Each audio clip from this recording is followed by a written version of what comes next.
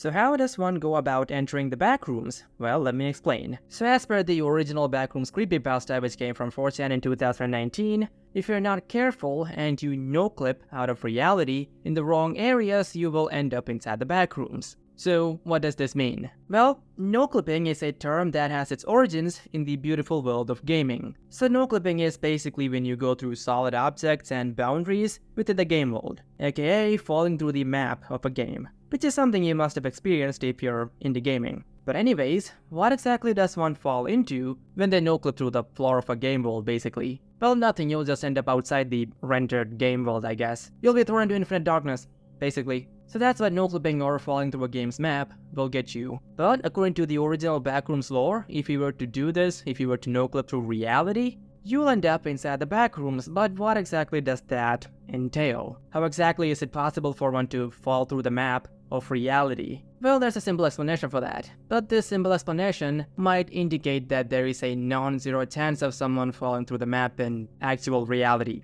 And what is this simple explanation? Well, essentially, if one can fall through reality itself, like in a video game, that means they were not in reality to begin with.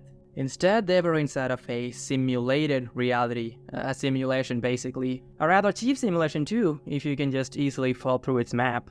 So I'm not gonna go into detail as to what the simulation argument or the simulation hypothesis is, because it's a rather popular topic and creators much more qualified than me have covered it. But put simply, you are essentially just your brain. And your brain, which is you, perceives the world by interpreting signals that arrive in the brain from your eyes, nose, ears, and all those other things. Your brain then processes these signals, and that is essentially what you experience as reality. And so, in a simulated reality, these electrical impulses would be sent to a brain not through biological organs, but instead through a powerful computer, probably. But the brain will treat these signals as they are coming from biological organs and would interpret them as such. And upon doing so, this brain, or the person who is this brain, would essentially be placed into a computer-generated, false, simulated reality. So that basically is what a simulation is. And in the distant future, which draws ever closer, with computers becoming more powerful, and with advancements being made in the field of brain-computer interfaces, simulated realities could one day become a reality. And when this finally happens, there won't be anything, at least scientifically,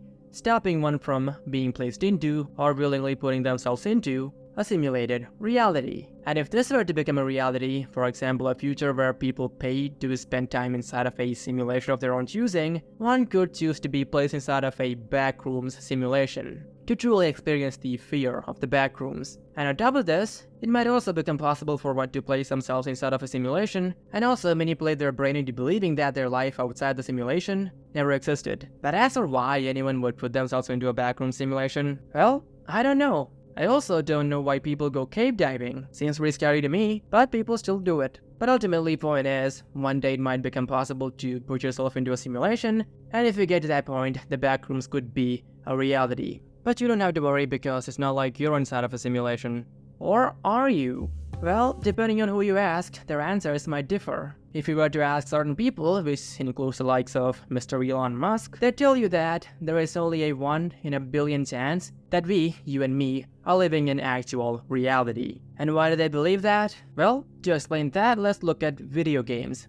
So video games went from looking like this in 1972 to looking like this in 2020. So the belief is that if technological progress, which has been speeding up as of late, maintains its current speed at least, in the near future, we would have video games that are indistinguishable from reality. And this is something that's already happening, so the environment of a realistic simulation is being developed as we speak, essentially. But what else does a simulation need? It would of course need other people. And these people, of course, doesn't necessarily have to be real people. Essentially NPCs that could move and talk like regular people would do the job, and this also is being developed. Someone actually managed to do this with Skyrim, where they essentially connected the NPCs inside the game to a chatbot, thereby enabling the player to converse with the NPCs. So even though the AI NPC technology is in its early stages, you gotta remember that this crude stage of AI NPCs as it exists now will be the worst it will ever be. And soon enough, just like with realistic video game environments, we might also have NPCs capable of behaving like humans. Also, side note, if you want to experience the early stages of AI-driven NPC games, vaudeville is something that you might be interested in. Do check this game out if you have the time. Anyways, essentially, realistic environments and hyper-realistic NPCs will soon probably be a possibility. So the only thing that would need to happen after that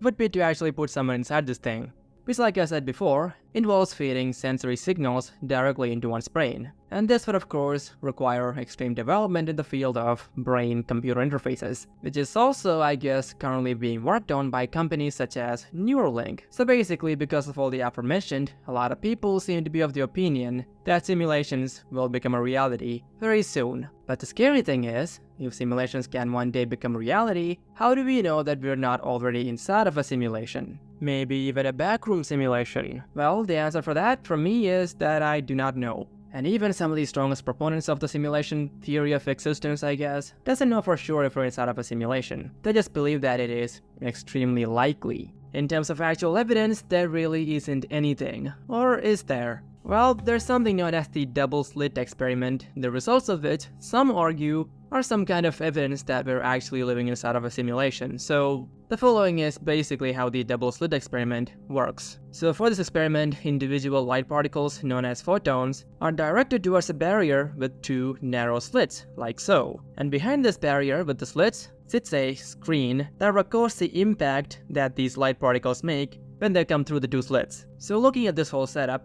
one might expect that when the light particles come through the slits and hit the recording screen, they would form two distinct bands. But that was not the case. Instead, on the recording screen, interference patterns formed. So an interference pattern, in simple terms, is a pattern of bright and dark lines, or bands, that form when two or more waves interact with each other. These waves can be water waves, sound waves, and even light waves, as it would seem. So the result of the double-slit experiment proved that apparently light can also travel as waves. But things got really strange when scientists tried to detect which slit that these individual photons were going through. And when they did this, instead of forming waves, the particles formed two narrow bands on the detection screen. So basically, when these scientists tried to see which slit these photons were going through, the photons stopped behaving like waves and started behaving like particles. And to this day, no one can offer a concrete solution as to why this happens, why the mere act of observation changes how these particles behave.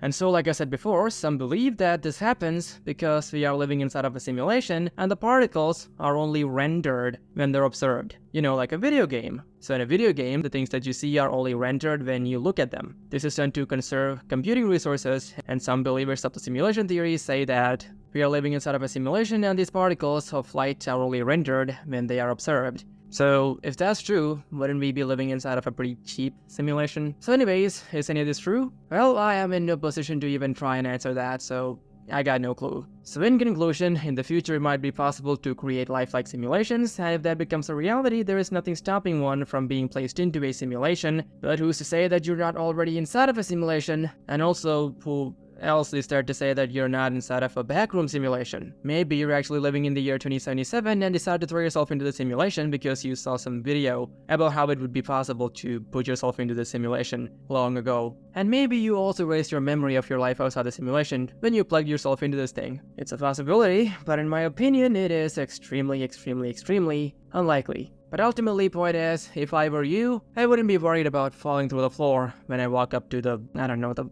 fridge or something. Anyways, goodbye. Stay hydrated. And what was this video even about?